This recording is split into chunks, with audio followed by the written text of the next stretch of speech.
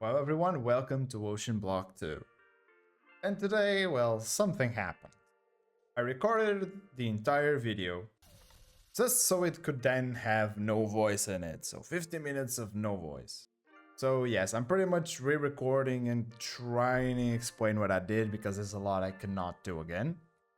Like, I explained all of these Oritech machines and how I automated them, and that's just no voice in it, unfortunately. But I can do my best to show you guys the ending of Oceanblock 2. So strap on as I try to tell this tale the best I can. Because it might be complicated, I'll give it a shot. So, you guys just saw the entire base, pretty much. I pretty much showed you what I've been doing. There's a few extra things I could show you, for example, the drones. Let's start off with that. We have drones now. Yes, as you saw one fly off, well, to the sky there, and we should see another one pop up there. Exactly. What is he doing? Well, he's bringing me the items from our tree farm down below that I showed at the start of the video. There we go. We have these two advanced swappers, which I'll show you guys in a sec what they can do. We have all of these Oritech machines, and I guess this is where we should start because this may look a little bit complicated. Now, if you guys know how Applied Energistic works, you know you can autocraft stuff. So if we go over here to the back, I do have some patterns so I can produce items. And of course, we do need an importer to import the items from the machine back into our system. So that's pretty much A2, but what about Oritech? Well, we have this machine right here that, for example, is the foundry, and it's making us some ingots right now. This bad boy is actually rocking over here with a bunch of speed add-ons, some efficiency add-ons, and a power bank add-on, which is that block over there. So we do need to explain what's going on. All the machines have some ports, like with that face on. That means an add-on can be slotted into there. The thing is, you do also have these machine extenders, and they actually increase the amount of add-ons you can put onto Oritech machines, which is great. The only issue is they do have a little bit of a cap, but that cap depends on the core that you have on your machines. So the better the core, the more extenders you can have. So that's the easy part, you know, you can just slap a bunch of them together and your machines work faster, more efficiently, and, well, they have a ton of power. That's easy. What about these recipes? Well, these recipes are very, very finicky, and especially for the assembler and for the atomic forge, you do need to have in mind that these items have multiple slots, so you do need to be careful how they work and how you input slots in. For example, on the atomic forge, I have this to fill evenly, which means whenever I give it items, they will distribute them evenly in the recipe, as you guys can see. For example, if you take a look at this is now making a promethium ingot. This one.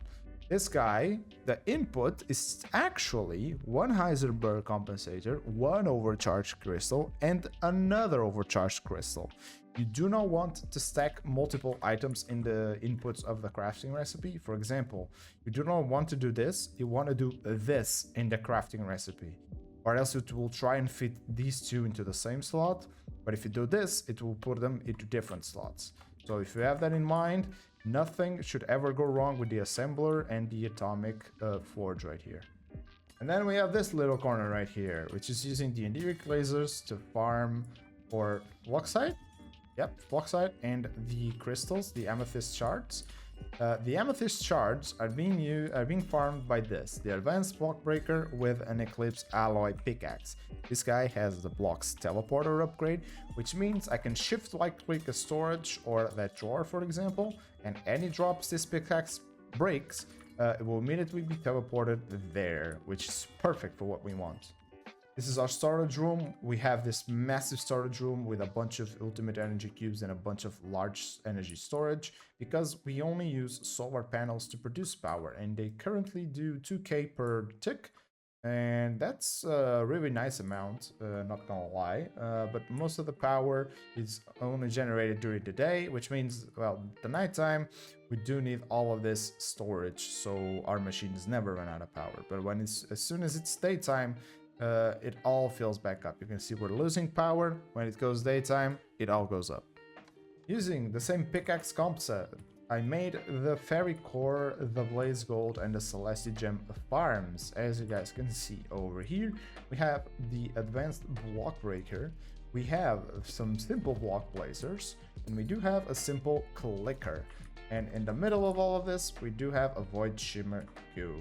Now, this guy will convert a diamond, an iron, and a gold block into their respective versions, and then the Void Shimmer just eventually will run out of power, and that's why we have a clicker to just give it a fruit, and then he just resets its power. So maybe it's gonna happen now? Not really, I guess. No, I guess we're not gonna catch that on camera, unfortunately. And of course we have the pickaxe with the same trick, that is actually sending the items into the storage controller, and then from the storage controller goes everywhere else. Now, in terms of the base, well, that's pretty much it. And this is how it looks on the outside. This is one of my favorite builds. I feel like it looks very, very good. There is some dead spots here and there, but, well, that's because the pack kind of ended for me. If the pack kept going, these rooms will all be filled with stuff. I'm pretty sure about that. Now, remember those swappers? Exactly. Those swappers are actually connected to the 3 dimensions. They're connected to from the overworld to the nether, but not to the end, into the compact machine worlds. And let's go to the nether first. Now, as you can see over here, we have something here. Yes, we have a budding time crystal block. And this little dude is on top of the advanced swappers. Now, as you can see, it just transformed its version, and this basically tells me that I can now send it to the next destination. Now, if you see this one is bound to the overworld, and this one is bound to the compact world. So I'm gonna right-click this one, and it's gone. And well, here it is on our compact machine world, and you can see it has like some green particles flowing into him. He is now absorbing the power of this dimension into himself. So whenever he's ready, we can then push that button, and that button will take him home to the overworld. And yes, you can actually use your pouches on it. Yep, there we go. And he now has grown, and we can just send him home. And when these crystals are fully grown, you can break them, and you get yourself some time crystals, which is perfect. Now, bear in mind, whenever you're making this, you do need 2 sets for pretty much all locations. Like, you can only link one advanced swapper to another advanced swapper. So, like, this one is sending to the nether. This one is receiving from the compact world. Or I could click it and send it back to the compact world if I wanted to. So yeah, bear that in mind. And of course, you do need to send the small crystals as well. So you need to make it at least 1 block around the time crystal. Well, now comes the bad part. And the bad part is I killed the bosses. I killed the last boss. I kind of bricked my save in the end after I killed the final boss, because I thought I was doing something right. I was doing something wrong. I kind of lost all of the trophies. I had to go into creative. I had to go into edit mode and quests, so I kind of reset a lot of my quest progressions around here. For example, I technically did nothing here, but they're all technically done at the same time, as you can see, because I had to re-get all of the trophies so I could actually trigger the end thing. Or I say trigger, it crashes the game currently, but it's gonna be fixed in the next patch, so you guys should not have to worry about it if you're playing in 1.2 or 1.1.2 or something like that. Because the video is completed, or was completed, with a bunch of fails. Like, I tried to make a warden farm. That didn't go well, because I had to get a sniffler to try and get myself some torch seeds. This took forever to get my hands on all of these seeds, and this guy took forever to grow as well. It took 30 minutes to fully grow. All because I tried to spawn the possessed warden using occultism, which took forever to grind all the different chalks. And just so he wasn't able to put in the data module. So I wasn't able to actually farm it from the data modules here, from the hostile neural networks. So I wasn't able to get a module, so I wasn't able to use that. So then I came up with a different idea. Maybe I can trap him in a spawner from Ender.io. Well, no, the spawner's there. Lights on or off, he doesn't do anything. It has a spawner of a possessed warden. He just doesn't spawn, so that spawner is pretty much dead. Doesn't work, doesn't do anything. And now the bosses themselves. Well, I technically killed 4 bosses for this video, and I got the recordings, but I just don't have the sound for it. Which is very, very sad. But well, pretty much all of them but the last one were killed because I have a machine gun. Kind of literally, you know, I have a minigun and this killed pretty much all of them. So I might as well just show you guys the footage still, or just cuts of the footage from all of them, or at least the first 3, because they're not really that much of a threat, and the final boss as well. Now, if we come over here to the Rift portal that I have down below, you can even see that this is now like bedrock. It's kind of broken. It's not the regular stone, because you have those pedestals, and that's where you're supposed to place all of your trophies, and they're all around here. All of them.